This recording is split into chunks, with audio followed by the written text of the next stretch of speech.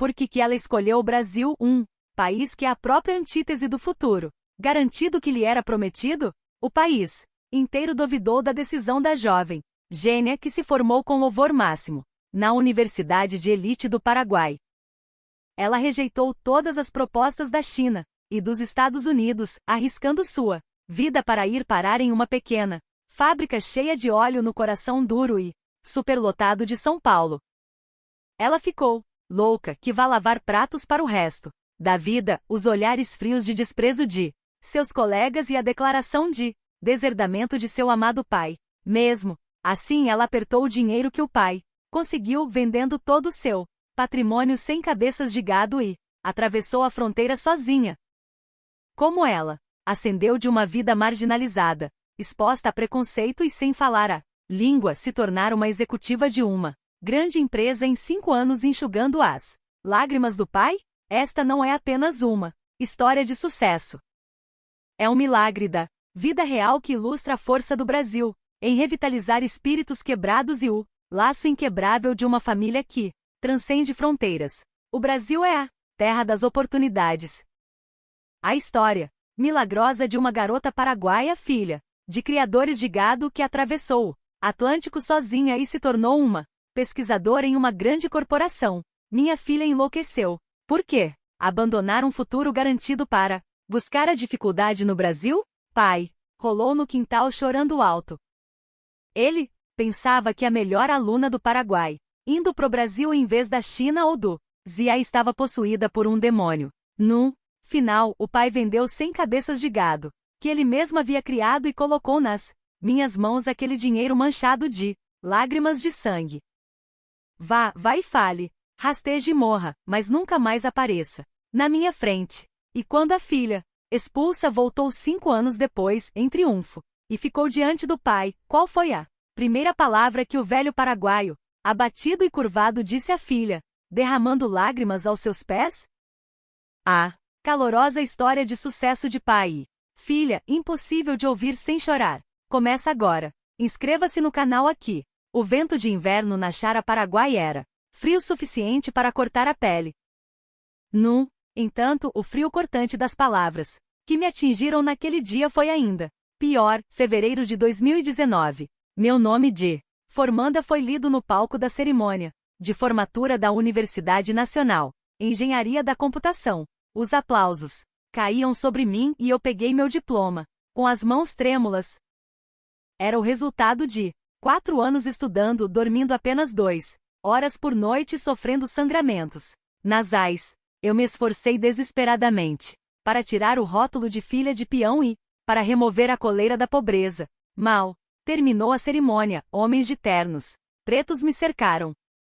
Eram recrutadores de uma das maiores empresas de TI da China e da empresa de software da Rússia. Eles colocaram cartões de visita em minhas mãos, sussurrando propostas doces. Já venha para a nossa empresa. Garantimos um salário anual de 60 mil, 10 vezes mais do que um graduado no Paraguai. Se vier para a Rússia, faremos de você líder de equipe em 3 anos. Ofereceremos apartamento e carro. Os olhos dos meus amigos arregalaram. 60 mil dólares. Era uma fortuna no Paraguai. Suficiente para comprar uma ilha e ainda ter troco.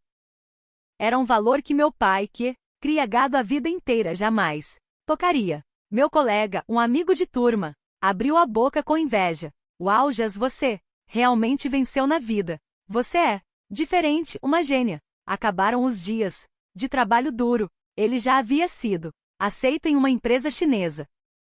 Ele me deu um tapinha no ombro, sem duvidar que eu iria com ele. No entanto, eu calmamente guardei os cartões de visita no bolso e abri a boca.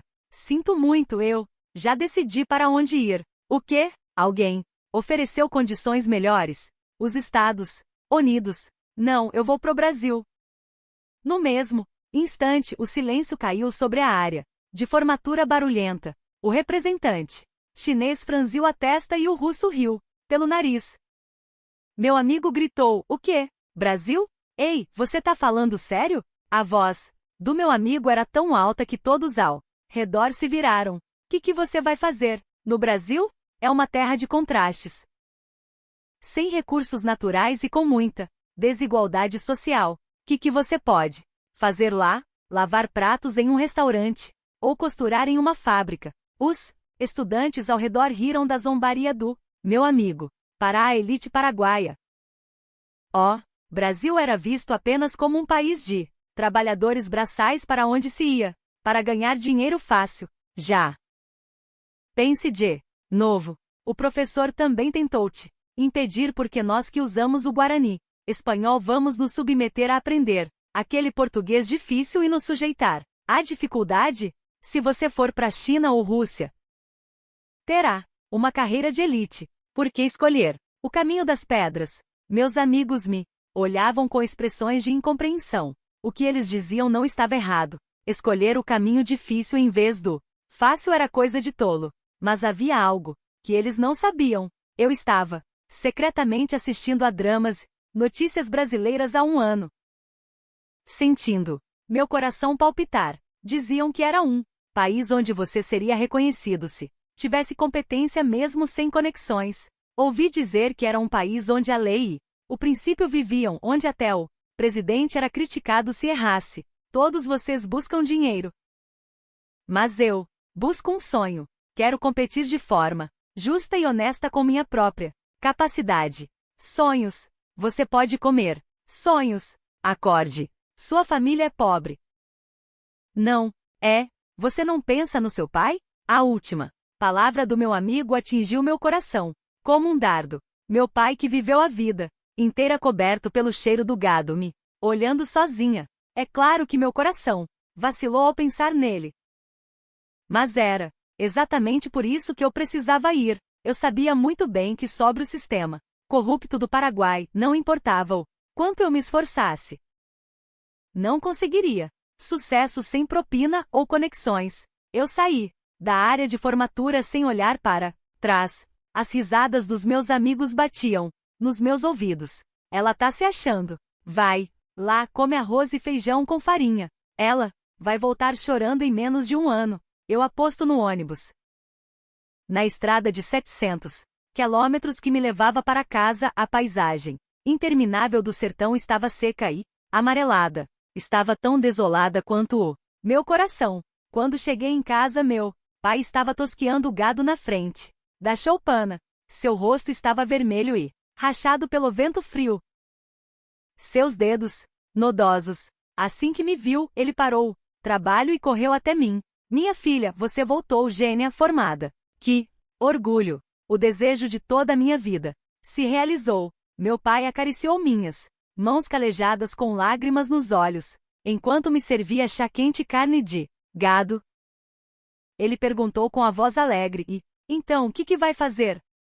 Veio uma proposta da China, não veio? Dizem que o salário é ótimo. Agora você vai poder ter luxo, hein? Eu não consegui abrir a boca. Desviei o olhar da expectativa do meu pai e baixei a cabeça. Pai, eu tenho algo para lhe dizer. Diga o que quiser.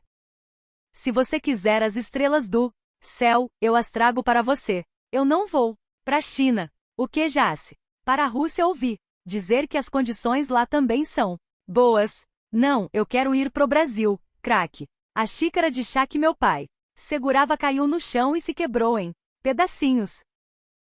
Um silêncio pesado pairou na choupana. Brasil. Você disse Brasil? Sim.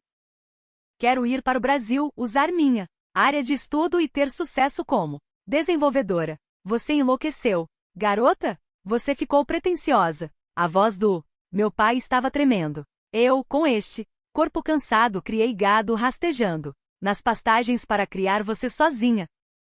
Seus amigos estão indo para grandes empresas e escritórios quentinhos. Por que você vai para um país estrangeiro se submeter a trabalho sujo? Você acha que eles vão reconhecer seu diploma universitário no Brasil? Você não vai limpar o chão da fábrica ou lavar pratos em um restaurante? Não, pai. O Brasil é uma potência tecnológica. Se eu aprender lá, posso me tornar melhor do mundo. Calha a boca. Meu pai gritou e chutou minha mala com o pé. Os livros de português dentro da mala se espalharam no chão. Meu pai pegou um deles e tentou jogá-lo no fogo. Não, pai, não. Eu agarrei o braço do meu pai chorando. Sabe quanto eu sofri para aprender isso? Por favor, me escute. Essa coisa vai acabar com você. O que um descendente do povo guarani tem a aprender naquele país? De oportunistas? Pare com isso agora. Ligue para a empresa chinesa. Diga que vai. Amanhã mesmo. Não, eu não vou. Prefiro morrer. Não quero trabalhar num lugar onde você tem que dar propina e bajular para sobreviver. Pá, faíscas saíram do meu rosto. Pela primeira vez na vida, meu pai me bateu. Ele ficou parado, olhando para a própria mão, atordoado. Eu segurei os livros e desabei a chorar. Vai embora. A voz do meu pai ressoou baixa. Minha filha era inteligente e sábia, uma tola. Como você que não vê o próprio futuro e não consegue discernir o que é bom ou ruim. Não é minha filha. Suma da minha frente agora. Fui empurrada para fora da choupana. O céu noturno do Paraguai estava cheio de estrelas, mas eu não via nada. A tristeza de ser abandonada pelo meu pai me penetrou mais friamente do que o frio que congelava os ossos. Eu me encolhi ao lado do curral de gado e chorei a noite inteira. Ouvi o uivo dos lobos ao longe, mas não senti medo. Parecia que minha vida já tinha chegado a um beco sem saída. Será que eu tô errada? Será que eu deveria ter aceitado a realidade? Como meus amigos disseram, com 6.000.000 eu poderia dar conforto ao meu pai e viver confortavelmente. Por tô buscando dificuldades à toa. Mas eu não podia desistir. Em meu peito, a chama do Brasil já estava acesa. Um mundo onde você é recompensado pelo seu esforço mesmo sem conexões. Eu queria experimentar isso pelo menos uma vez. Eu podia ver que se eu parasse aqui viveria à sombra do meu pai, pastoreando gado, pro resto da vida ou rastejando para chefes corruptos. Na manhã seguinte, quando o sol nasceu, eu me levantei com os olhos inchados. A porta da choupana se abriu e meu pai saiu. Ele parecia exausto, como se não tivesse dormido a noite toda. Ele preparou arreio do cavalo em silêncio, sem olhar para mim. Saia da frente, eu tenho que ir atrás do gado. Meu pai montou no cavalo e desapareceu na vastidão da pastagem. Suas costas pareciam tão pequenas, miseráveis que meu coração se partiu. Eu decidi, eu provaria ao meu pai que minha escolha não estava errada. Eu teria sucesso e ficaria diante dele com dignidade, mas a realidade era fria. Eu precisava de dinheiro para ir pro Brasil. Passagens aéreas, custos de estadia, taxas de visto pelo menos reais. 15.000 eram necessários. Todo o dinheiro que eu tinha era R$ 700 economizados das bolsas de estudo. Pensei em pedir emprestado aos meus amigos, mas não conseguia pedir ajuda àqueles que tinham me zombado. O empréstimo bancário também estava fechado. Não havia lugar que emprestasse dinheiro para uma recém-formada desempregada. Era desesperador. Eu tinha um sonho, mas não podia ir. Eu me sentei como um pássaro, com as asas quebradas, olhando fixamente para a pastagem quando vi um caminhão se aproximando, levantando poeira ao longe. Era o caminhão do tio Baltar, comerciante de gado. Ele visitava nossa casa 1 ou 2 vezes por ano para comprar gado. Mas por que ele veria? Agora fora da época de venda? O caminhão parou e tio Baltar desceu. Atrás dele, meu pai apareceu a cavalo. Pai, você veio? Sim, irmão. Eu vim assim que você ligou. Mas você vai mesmo vender todos? Eles são o gado que você criou, como seus filhos. Não diga nada e coloque-os no caminhão. Eu não podia acreditar no que eu vi. Vender todos. Eles? O quê? Meu pai abriu a porta do curral e começou a enxotar as 100 cabeças de gado que ele havia criado e dado o nome em direção ao caminhão. Pai, o que você está fazendo? Corri e bloqueei o caminho dele. Saia. Não. Você sabe que gado é esse? É todo seu patrimônio. Se você vender, como vamos viver? Meu pai me empurrou rudemente pelo ombro. Você não vai para o Brasil? Meu pai gritou. Você não vai mesmo que morra, mesmo que a terra caia nos seus olhos. Então vá. Você pretende ir de Mãos vazias e se humilhar? Você pretende viver como um rato e envergonhar o Paraguai? Eu não quero ouvir que minha filha desistiu de um sonho por falta de dinheiro. Nunca vou ver minha filha miserável por causa de dinheiro. Lágrimas grossas caíam dos olhos do meu pai. Vai, fale e morra e nunca mais apareça na minha frente. Não volte até ter sucesso. Entendeu? Meu pai chorou, enquanto batia nas patas do gado. Oh! Choro alto do gado misturou-se ao meu choro ecoando na pastagem. A cada gado que subia no caminhão, parecia que um pedaço da minha carne era arrancado do meu peito. Eles não eram apenas gado, eram a juventude do meu pai, a vida da nossa família e os amigos que pagaram pela minha educação. Todos os 100 foram colocados no caminhão. No curral vazio, resta apenas o cheiro de esterco e o som do vento. Tio Baltar entregou um envelope grosso ao meu pai. Meu pai o empurrou contra meu peito sem contar o dinheiro. Pegue, este é o seu bilhete para o Brasil, o que você tanto desejava. O envelope do dinheiro parecia quente como uma brasa. Era dinheiro, manchado de suor, sangue e lágrimas do meu pai. Eu me ajoelhei e agarrei a barra da calça do meu pai. Pai, me perdoe, eu não vou. Eu vou ficar aqui. Vou viver com o Senhor, pastoreando o gado pro resto da vida. É tarde demais. Meu pai balançou minhas mãos e me deu as costas. Eu já vendi. Não tem mais volta. Vá, levante-se agora. Meu pai entrou na choupana.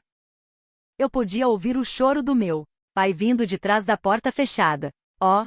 Som como o uivo de um animal me sufocou. Guardei o dinheiro, arrumei a mala, algumas roupas, os livros de português, uma foto da minha mãe. Era todo meu patrimônio. Enquanto caminhava para a entrada do vilarejo, eu olhei para trás, repetidamente. Será que meu pai vai sair? Será que ele vai me ver partir? Mas a porta da choupana não se abriu. Em vez disso, vi a sombra do meu pai, olhando para mim do alto de uma colina. Ele deve ter ficado ali como uma estátua de pedra até eu desaparecer de vista. No ônibus para o aeroporto de Assunção, eu jurei novamente, pai, não vou desperdiçar este dinheiro. Terei sucesso. E voltarei com dinheiro para comprar não 100 mais 1.000 ou 20.000 cabeças de gado. Por favor, fique bem até lá. Oh! Avião decolou e o chão do Paraguai se afastou sob meus pés. As montanhas nevadas e os desertos áridos ficaram pequenos como brinquedos. Não havia mais volta. Atrás de mim, o caminho estava cortado. À frente, apenas o destino desconhecido me esperava. Depois de um voo de 4 horas, cheguei ao aeroporto internacional de Guarulhos. As luzes brilhantes, os edifícios sofisticados, inúmeras pessoas se movendo constantemente. Tudo era diferente do Paraguai. Até o cheiro do ar era diferente. É aqui que é o Brasil, a terra das oportunidades que eu sonhei. Mas a realidade que enfrentei assim que saí do portão do aeroporto foi um vento frio, a língua estranha, os olhares frios e, acima de tudo, a sensação de ser esmagada. Eu cerrei os punhos, eu estava com medo, mas até o tempo para ter medo era um luxo. Eu era uma criminosa que havia trazido todo o patrimônio do meu pai. A guerra começa. Agora. Eu tenho que sobreviver aqui? Não, eu tenho que vencer. Eu arrastei minha mala até o ponto de ônibus. Meu primeiro destino era uma cidade industrial no interior de São Paulo, um lugar onde moravam muitos trabalhadores estrangeiros. Não eram os prédios glamurosos da Faria Lima, mas as fábricas manchadas de óleo que me esperavam. Naquela época eu não sabia. Eu não sabia que uma realidade severa me esperava ter que apertar parafusos por 12 horas por dia em frente a uma esteira fria, em vez da vida de desenvolvedora que eu sonhava. E eu nunca imaginei que ali começaria um encontro fatídico que mudaria minha vida por completo. O ar do Distrito Industrial Brasileiro era diferente das pastagens do Paraguai. Oh! Cheiro de óleo que agredia o nariz e o barulho de ferro sendo cortado se misturavam. Não era a imagem do país de tecnologia de ponta que eu imaginava. Fui designada por uma PME chamada Tecnologia São Paulo. O nome era grandioso, mas na verdade era uma Fábrica pequena com galpões, pré-fabricados antigos enfileirados. Assim que me viu, o presidente da empresa nem olhou meu currículo, apenas verificou a palma da minha mão. As mãos parecem fortes. Os paraguaios têm boa visão e força, não é? Aprovada. Essa foi toda a entrevista. O fato de eu ter me formado com louvor máximo na Universidade Nacional do Paraguai ou de conseguir codificar algoritmos de inteligência artificial não era importante para ele. Para ele, eu era apenas uma peça barata, forte e obediente. O lugar que me indicaram como dormitório era um container nos fundos da fábrica. Ao abrir a porta, fui atingida pelo cheiro de mofo e umidade. 3 colegas do Vietnã e das Filipinas já moravam naquele quarto apertado. Havia 2 beliches. Desfiz as malas naquele cômodo minúsculo, mal cabendo. Mordi os lábios enquanto empurrava mala com o dinheiro manchado de sangue e suor meu pai para debaixo da cama. Este é o meu ponto de partida. Vou começar do zero. Eu consigo aguentar, mas a realidade era muito mais severa do que eu esperava. No meu primeiro dia de trabalho, eu estava secretamente esperançosa. Escritório com computador, pelo menos uma mesa, mas o capataz me levou para um canto barulhento da fábrica e jogou um par de luvas em mim. Aqui o seu trabalho. A partir de hoje é este. Vê as peças que saem da esteira, você tem que separar as defeituosas e colocá-las na caixa. A meta diária é de 5.000 unidades. Entendeu? Eu fiquei parada, atordoada. Equipe de desenvolvimento. Eu vim para codificar, tive que engolir as palavras que estavam na minha garganta. Eu não falava bem o português para argumentar. E acima de tudo, tinha medo de ser expulsa no primeiro dia. A partir daquele dia começaram os dias infernais. Eu tinha que ficar em pé 12 horas, das 8 horas 20 hor. A esteira rolante que não parava não esperava por mim. Se eu me distraísse um pouco, as peças caíam no chão e o capataz gritava toda vez: "Ei, Jota, concentre-se. A linha vai parar por sua causa. Você estava pastoreando o gado no Paraguai? É. Porque seus movimentos são tão lentos. Pastoreando o gado." Aquelas palavras atingiram meu peito como um sabre. Sim. Eu pastoreava gado, mas ao mesmo tempo, eu era uma gênia que passava noites em claro resolvendo cálculo diferencial e integral e dominando linguagens de programação. No entanto, aqui eu era apenas uma mulher paraguaia que não falava a língua. Meu conhecimento prévio não servia para nada aqui. Minha mente, que montava algoritmos complexos, ficava embotada e meus dedos, que digitavam delicadamente no teclado, ficavam feridos e ensanguentados. Esfolados pelas peças ásperas, meus pés inchavam, tanto que meus sapatos não cabiam.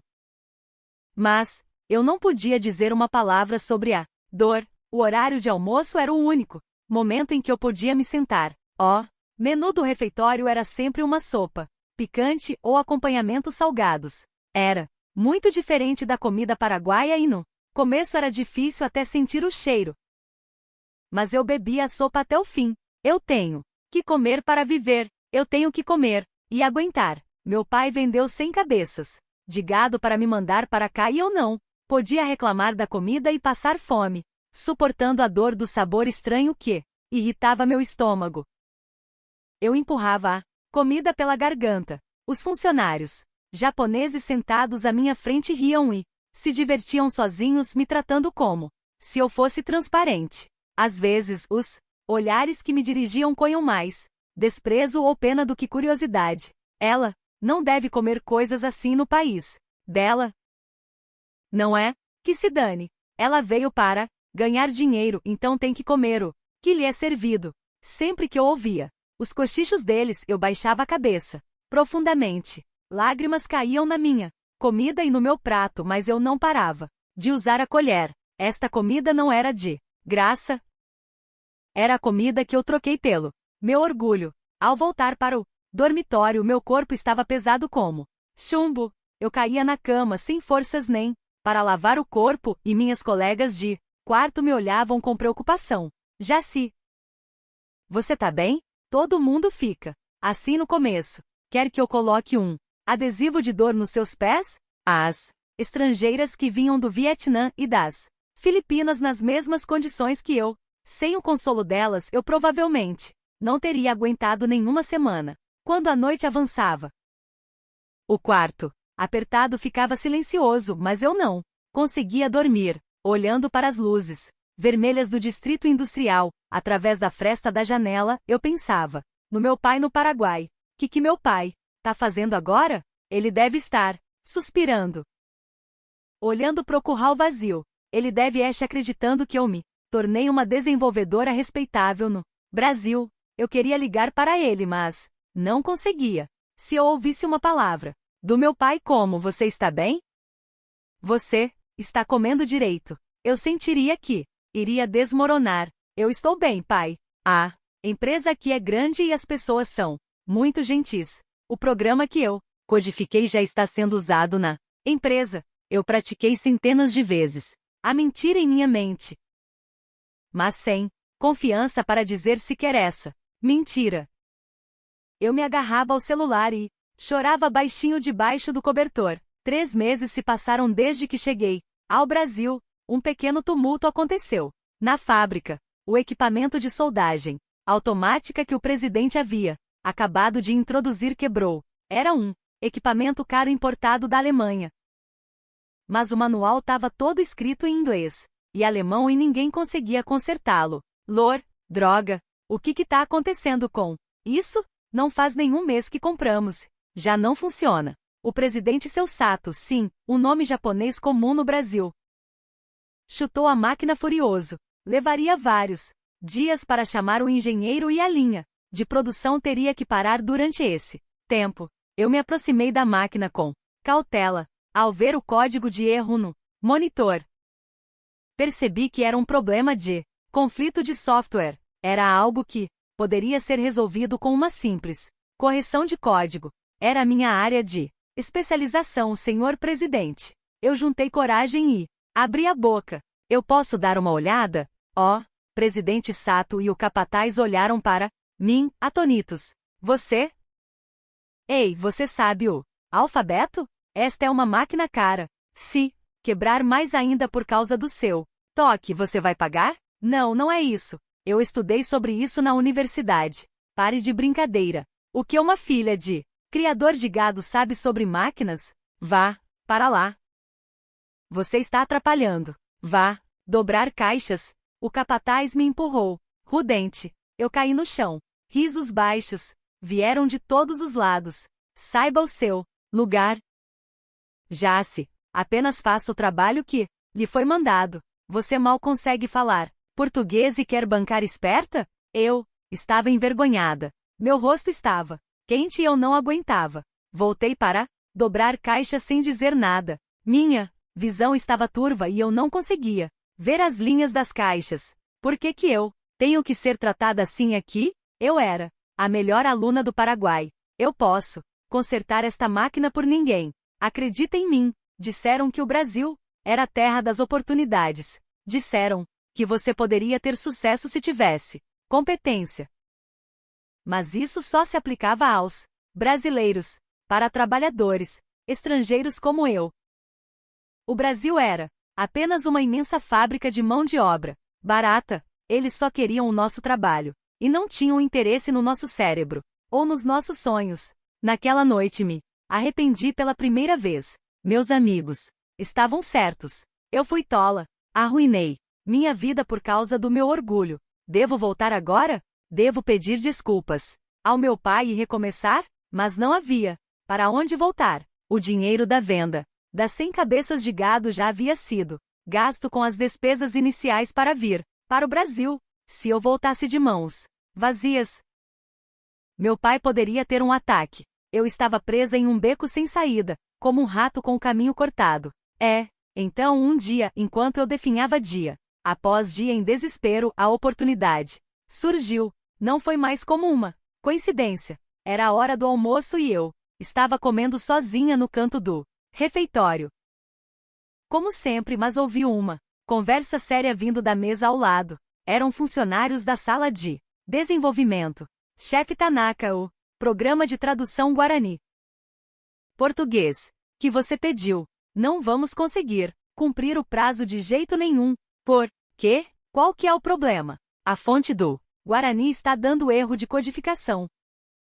Tem muitos caracteres especiais e o código existente não consegue reconhecer. Não conseguimos terceirizar, porque não encontramos ninguém que saiba tanto Guarani quanto codificação. Se não entregarmos até a próxima semana, teremos que pagar uma multa. O homem de meia-idade chamado Tanaka estava com a cabeça entre as mãos. Ele era o chefe do laboratório de pesquisa da nossa empresa. E, na verdade, o número 2, codificação em Guarani. Meus ouvidos reagiram. Eram as duas coisas que eu fazia de melhor no mundo. Meu coração começou a bater forte.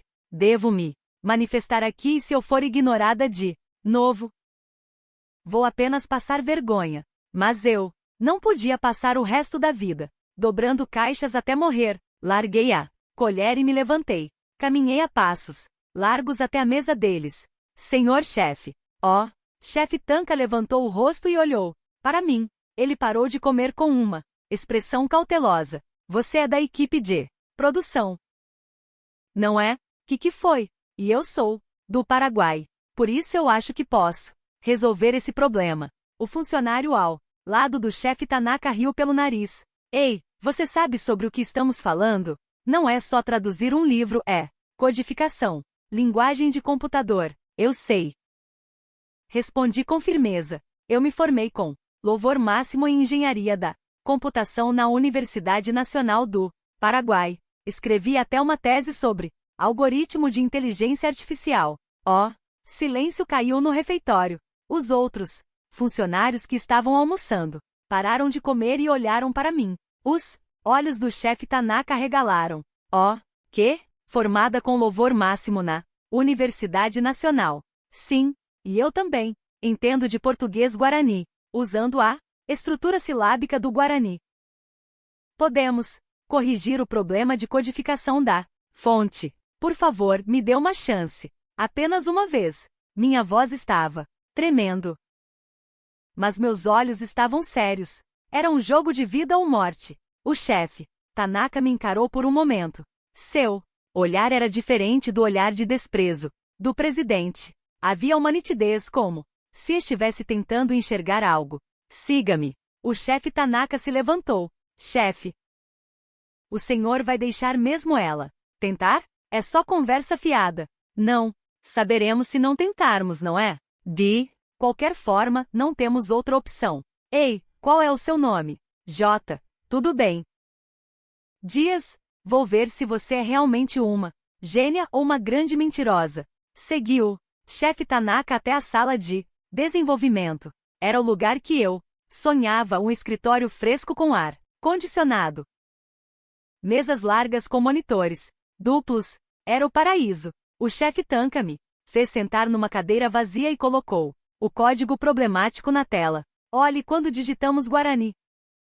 O texto fica ilegível. Você pode resolver isso? Eu me sentei na cadeira e coloquei as mãos no teclado. Uma sensação estranha percorreu meus dedos quando eles tocaram o plástico frio. Era o teclado que eu não tocava há 3 meses. Por favor. Espere um momento. Eu li o código. Era um código-fonte complexo escrito em C++, mas estava claro para os meus olhos. A configuração de Unicode para Guarani estava errada e na minha cabeça eu imaginei que poderia resolver o problema do Guarani mais facilmente aplicando o princípio de combinação de caracteres do português. Eu respirei fundo e comecei a digitar meus dedos se moviam como se estivessem dançando. Não eram os movimentos lentos que montavam peças na linha de produção. Eu nadei no mar do código como um peixe na água. Oh, uau! Uma exclamação veio do funcionário que estava assistindo atrás de mim. A velocidade dela é insana. Parece que ela realmente sabe 10 minutos. 20 minutos. Eu perdi a noção do tempo. Eu estava num estado de imersão, aonde o mundo estava isolado e só existia o monitor. E eu ia exatamente 30 minutos depois consegui, eu bati na tecla Enter e o texto em Guarani apareceu na tela nítido e sem codificação errada. Olá, prazer em conhecer Luz. Foi um sucesso. Uau, inacreditável. Os funcionários da sala de desenvolvimento soltaram gritos de alegria. O problema é que eles não conseguiam resolver mesmo depois de dias e noites de trabalho foi resolvido em 30 minutos por uma funcionária da produção, que veio do Paraguai. O chefe Tanaka olhava para o monitor e para mim, alternadamente com uma expressão de descrença. E então ele de repente agarrou minha mão. Disse sim, quem é? Você? Por que estava apertando parafusos na fábrica com essa habilidade? Eu senti que ia chorar, involuntariamente. Toda a tristeza acumulada transbordou de uma vez. Era porque ninguém tinha acreditado em mim, porque ninguém tinha me dado uma chance, dizendo que era porque eu era paraguaia, porque eu era mulher, porque eu não falava português. Lágrimas grossas caíram dos meus olhos molhando o teclado. O chefe Tanaka, nervoso, pegou um lenço e o colocou na minha mão. Desculpe, eu fui cego. Nossa empresa estava deixando uma joia na lama. Naquela tarde, o chefe Tanaka correu pro escritório do presidente, ouvi-se o som de portas batendo e 1 hora depois ele desceu e me disse: Jace, arrume suas coisas. O quê? Eu estou demitida? Não. O chefe Tanaka sorriu. Pode tirar esse uniforme manchado de óleo. A partir de hoje você é uma funcionária de desenvolvimento em tempo integral. Você vai trabalhar na mesa ao meu lado. Amanhã, seu salário será renegociado pro nível de um graduado universitário. Use a sua mente e a sua tecnologia que você tem e use-as à vontade aqui. Eu desabei no chão e chorei alto. Eram as lágrimas que eu havia engolido quando fui repreendida pelo presidente, quando fui ignorada enquanto comia. Mas desta vez, não eram lágrimas de tristeza, eram lágrimas de alívio e gratidão. O Brasil não era um país frio, era um país que reconhecia o talento.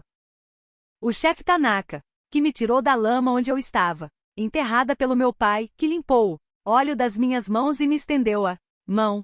Aquele toque caloroso dele reacendeu meu coração congelado.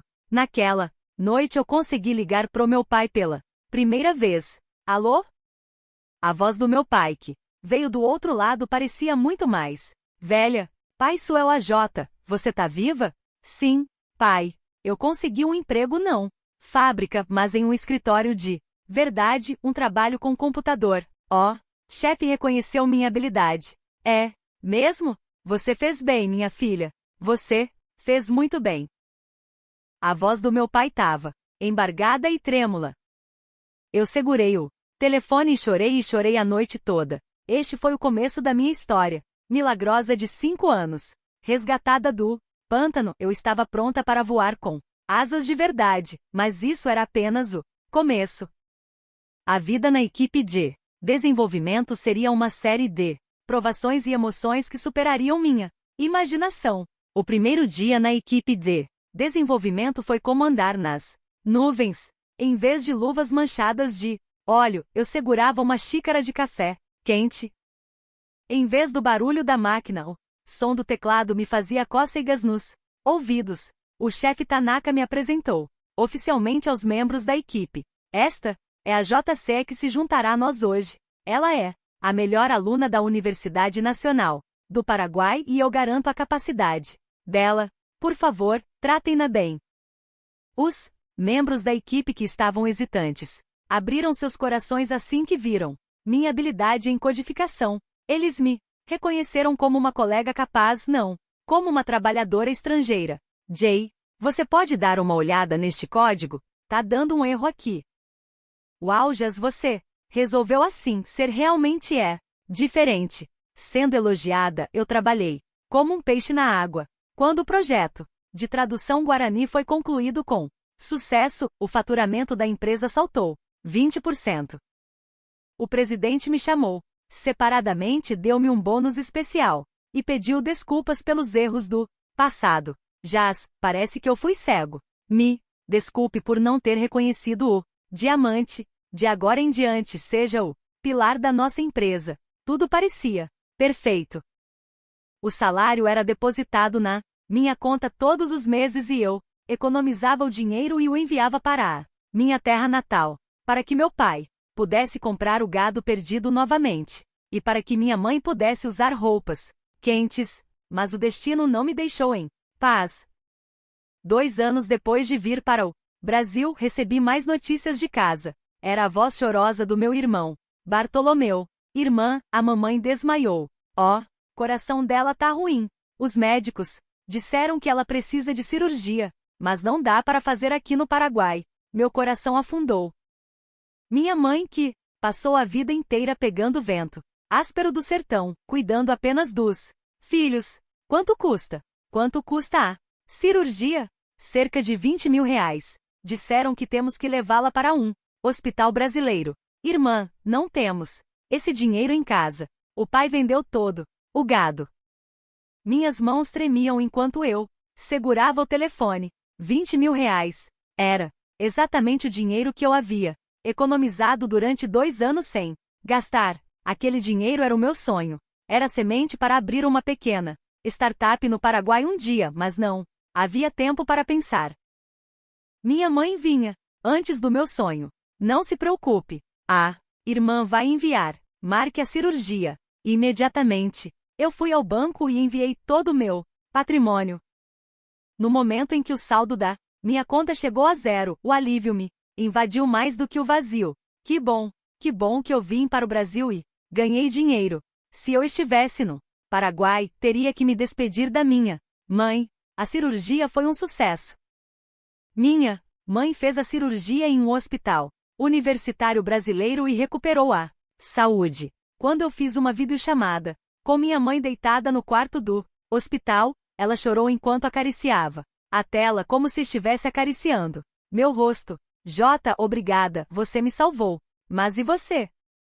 Você gastou todo o dinheiro que ganhou com tanto esforço. Tá tudo bem, mãe. Dinheiro a gente ganha de novo. Eu sou jovem, mas a verdadeira crise veio em seguida. Meu pai me ligou quando eu tava sem um centavo depois de pagar a cirurgia. Já. Sim, pai. Já. Chega. Volte para casa. Coê? Sua mãe está salva e você já sofreu suficiente. Volte para casa agora e fique ao lado da sua mãe. Sinto muito a sua falta. As pessoas da vizinhança estavam todas te elogiando. Disseram que você é uma filha devotada. Volte agora e viva confortavelmente. A voz do meu pai era desesperada. Eu também queria voltar. O cheiro da minha mãe, as mãos calejadas do meu pai. Mas, se eu voltasse agora, voltaria ao ponto de partida. Se eu voltasse de mãos vazias, talvez tivesse que dar propina e implorar para um emprego novamente no sistema corrupto do Paraguai. Acima de tudo, eu tinha medo de que o sonho de desenvolvedora que eu havia construído no Brasil terminasse ali. Pai, eu não posso voltar. O quê? Por que você diz que não pode voltar? Se for por dinheiro, nós daremos um jeito. Não é por dinheiro. Eu vou me naturalizar. Naturalizar? Que isso quer dizer? Quer dizer que eu vou me tornar uma cidadã brasileira. Vou tirar a cidadania brasileira. Um longo silêncio veio do outro lado. O silêncio onde nem o som da respiração podia ser ouvido me sufocou. Você tá louca? Você vai abandonar o sangue paraguai? Você vai dar as costas à minha terra natal? Eu não tô abandonando. Eu vou ter sucesso no Brasil, aprender a tecnologia brasileira e ajudar o Paraguai. Se eu não me tornar brasileira, não poderei trazer minha mãe e meu pai para cá mais tarde e não poderei mandar meus irmãos estudarem com o passaporte paraguaio. Há muito pouco que eu possa fazer. Não, dê desculpas, meu pai gritou. Você foi enganada pelos brasileiros e ficou com a cabeça estragada. De que adianta ter sucesso se você abandona seus ancestrais? Isso não vai acontecer até o dia em que eu morrer. Arrume suas malas e volte para casa agora. Caso contrário, eu nunca mais vou te considerar minha filha. Tu. O telefone foi desligado. Eu desabei no chão frio do apartamento e chorei alto. Eu escolhi esse caminho para salvar meu pai e minha mãe. Mas por que eu tinha que me Tornar uma filha desobediente? Por quê? Que minha sinceridade não era transmitida? Mas eu não recuei. Esta era a minha vida. Eu não podia viver a vida do meu pai.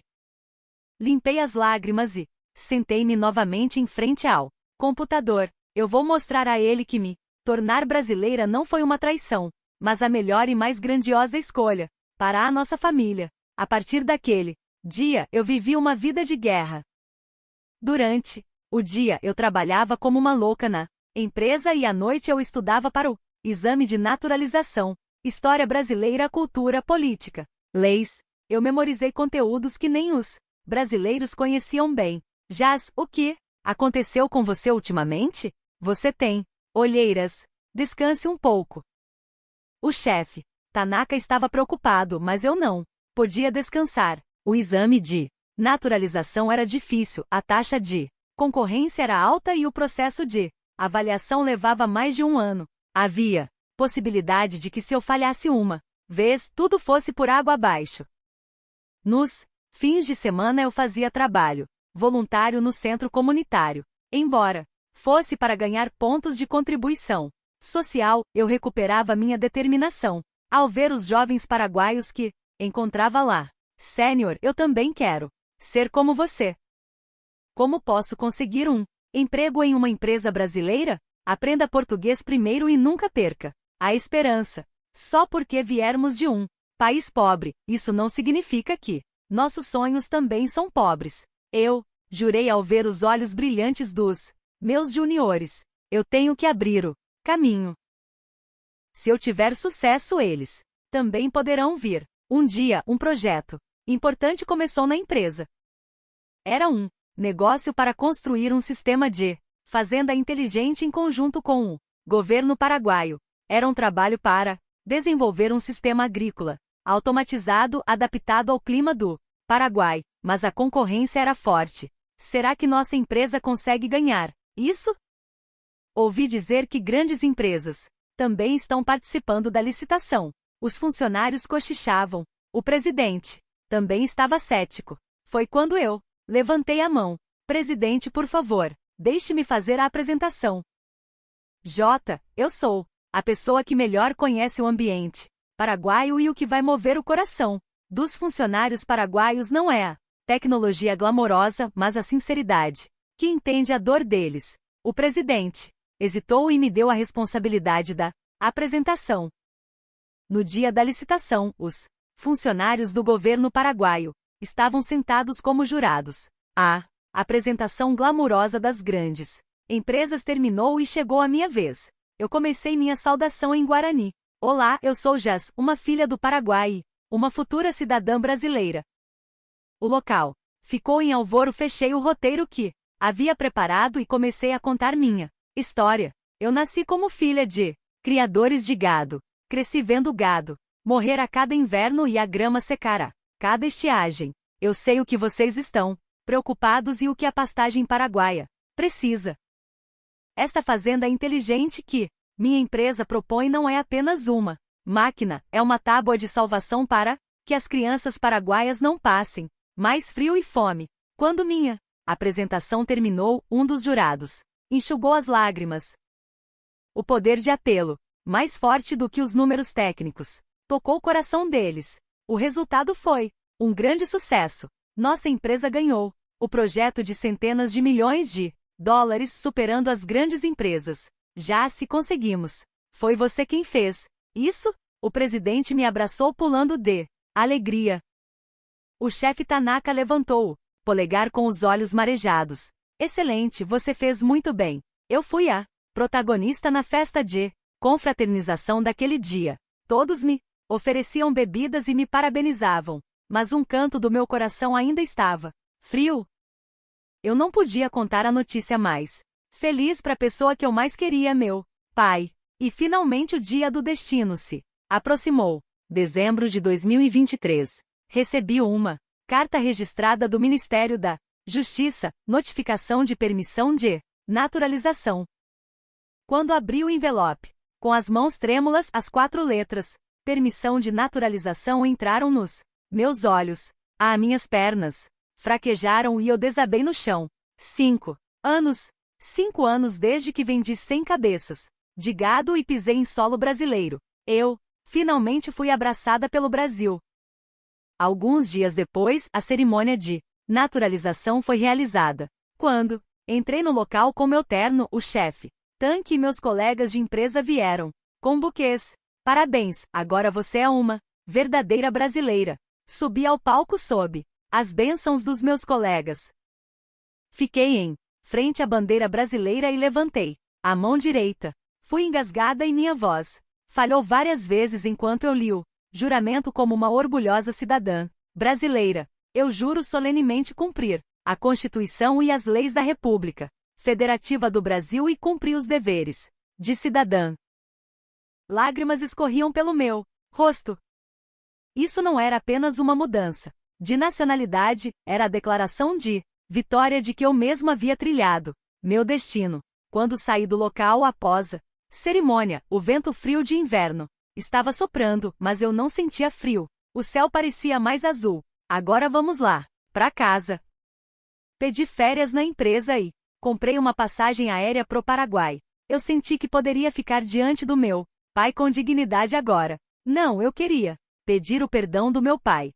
Eu queria dizer que eu voltei não como uma filha desobediente, mas como uma filha maior, né, que abraçou 2 países. Quando cheguei ao aeroporto de Assunção, meu irmão Bartolomeu estava lá para me buscar. Meu irmão que eu não via há 5 anos havia crescido e se tornado um jovem adulto. Irmã Bartolomeu, nós nos abraçamos e choramos por um momento. E o pai? O pai não veio, irmã? O pai tá em casa. Parece que a raiva dele ainda não passou. Meu coração palpitou.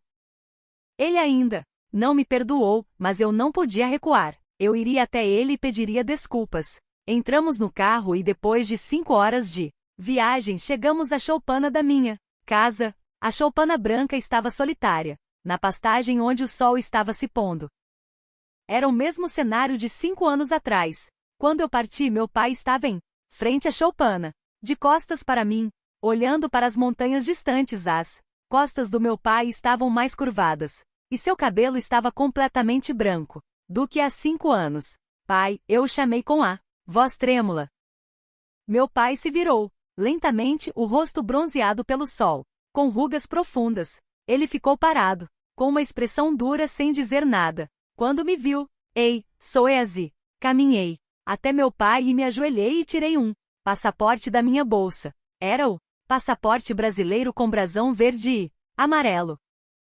Pai, eu cumpri minha promessa. Eu voltei com sucesso. Eu consegui a cidadania brasileira e me tornei uma pessoa importante na empresa, a segunda, depois do presidente. De agora em diante, eu vou dar conforto ao senhor. Meu pai olhou fixamente pro passaporte e bateu nele com a bengala. O que é este pedaço de papel? O que é isso que me roubou minha filha? Pai, eu estou com fome, não está? Vamos comer. Meu pai disse inexpressivo. Lágrimas escorreram dos meus olhos com aquela única palavra do meu pai. Eu pensei que ele ia me repreender, que ele ia me expulsar, mas ele disse, vamos comer. Entramos na choupana. O cheiro de sopa quente de carne de gado que minha mãe havia preparado me atingiu o nariz. Assim que me viu, minha mãe me abraçou chorando alto. Minha filha, você sofreu muito. Como foi difícil. Seu rosto diminuiu pela metade. Mãe, que saudade. Toda a família se reuniu ao redor da mesa redonda. Um silêncio estranho pairou. Meu pai apenas comia em silêncio. Eu reuni coragem e tirei o presente que eu havia trazido do Brasil. Pai, este é um remédio brasileiro muito bom. O senhor tem que tomar isso e ficar saudável. E então tirei um envelope grosso e o coloquei na frente do meu pai. Com isso podemos comprar gado. Gado que o senhor vendeu por mim há 5 anos, 100 cabeças.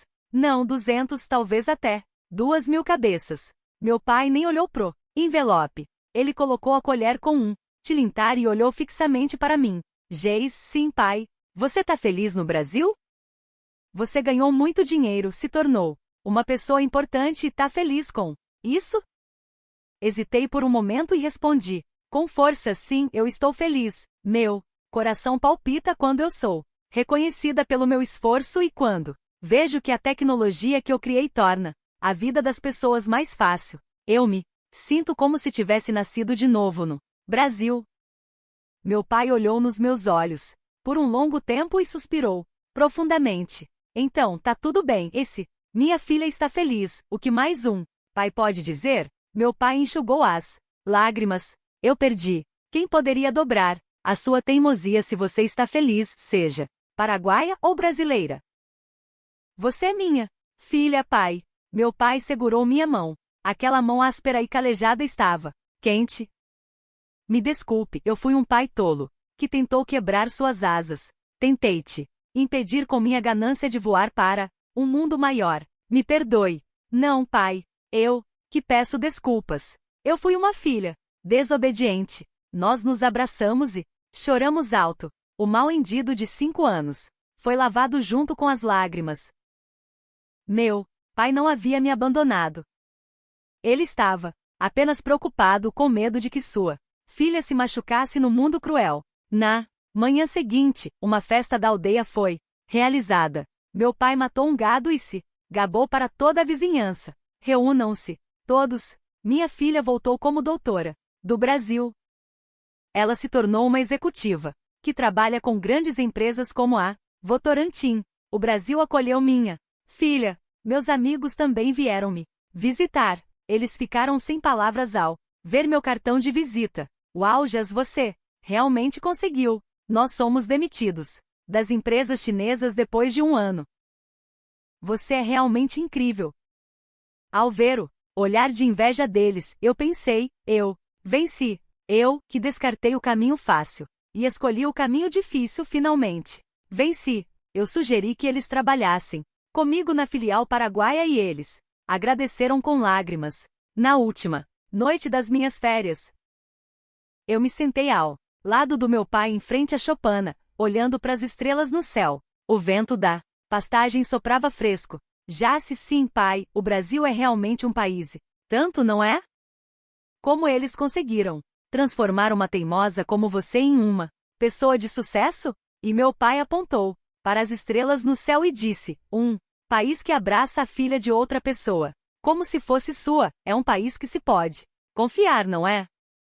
Eu sou grato ao Brasil por ter te dado vida e por ter permitido que você vivesse como um ser humano lá. Aquelas palavras do meu pai pareceram mais valiosas do que qualquer diploma que eu havia recebido. No dia seguinte, toda a família veio me ver no aeroporto. Vá em paz, minha filha. Não, minha filha brasileira. Meu pai me abraçou com tanta força que meus ossos estalaram. Vai e viva, retribuindo a graça do povo brasileiro sem envergonhar o Paraguai. E de vez em quando, apenas de vez em quando, se você se lembrar do seu pai, me ligue. Pai, eu virei frequentemente. Eu sou rica, então vou pegar o avião e vir imediatamente. Subi no avião e olhei pela janela. A pastagem do Paraguai estava se afastando, mas não. Estava mais triste como antes, porque agora eu tinha 2 pátrias, o Paraguai, que me deu a luz, e o Brasil, que me criou. Fechei os olhos e sorri.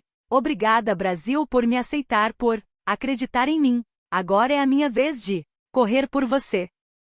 Este é o registro dos 5 anos de Jas, a garota da choupana, até se tornar uma cidadã brasileira. Eu não sou mais a garota do curral. Eu sou um cisne orgulhoso nadando o vasto lago chamado Brasil. E então, pessoal, que acharam da história de hoje? A história milagrosa de uma garota pobre, com cheiro de gado da pastagem paraguaia, que montou nos ombros do gigante Brasil e finalmente mudou o seu próprio destino. Isso não é um romance, nem um filme. É a realidade real que está vivendo ao nosso lado neste exato momento. Muitas pessoas perguntam qual é a força do Brasil? Afinal, como este país, com todas as suas contradições, consegue atrair talentos do mundo e transformar sonhos impossíveis em realidade? A história de Jaci não é a resposta mais perfeita para essa pergunta. A força do Brasil não está apenas em seus prédios glamurosos ou em sua internet rápida. está na justiça que avalia as pessoas honestamente. Apenas pela sua competência suor, mesmo que sejam estrangeiras, sem posses e sem conexões, e está naquele calor humano, que estende uma mão calorosa, perguntando: você comeu? É essa a verdadeira força que torna o Brasil grande. Começamos há 70 anos em ruínas, sem nada. Tivemos a época em que tivemos que sobreviver com a ajuda de outros países e engolir a tristeza. Mas nossos avós e pais não desistiram. Eles não caíram.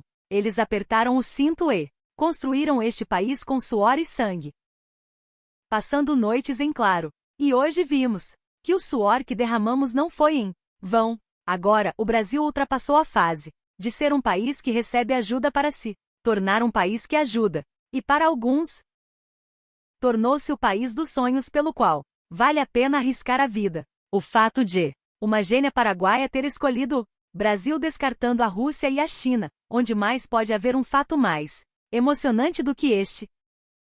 Sintam-se orgulhosos. Vocês são os cidadãos desse país. Esta terra que vocês defenderam se tornou um farol de esperança para alguém. E a pequena gentileza que vocês fizeram se tornou um milagre que mudou a vida de alguém completamente. Jaz disse: eu me sinto como se tivesse nascido de novo no Brasil. Não foram grandes empresas como a Votorantim que a fizeram nascer de novo, mas o balconista que lhe deu um pão de queijo na padaria, o estudante que lhe cedeu lugar na biblioteca e exatamente vocês que deram um tapinha nas costas dela dizendo que ela estava se esforçando num país estrangeiro.